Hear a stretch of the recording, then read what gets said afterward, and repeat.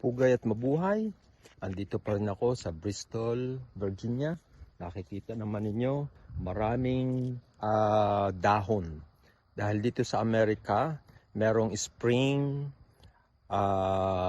summer, fall, and winter.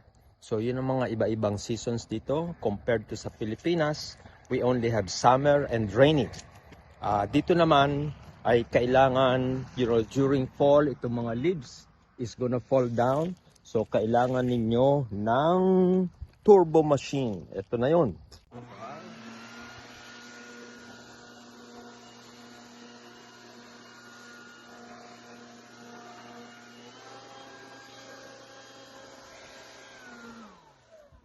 Matapos nyan, kalaykay. Ito naman, mga raking.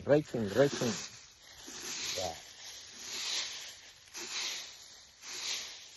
So lahat ng ito kailangang gawin during the time to clear out all the leaves during fall season.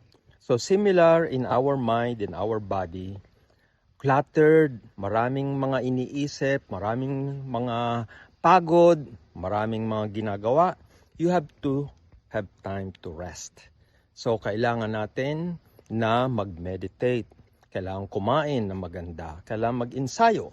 So our body can regulate. Parang ito rin, mga seasons yan.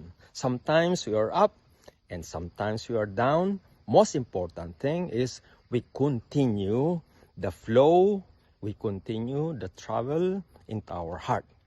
Stay in the path, stay in the moment, rest, and enjoy your day.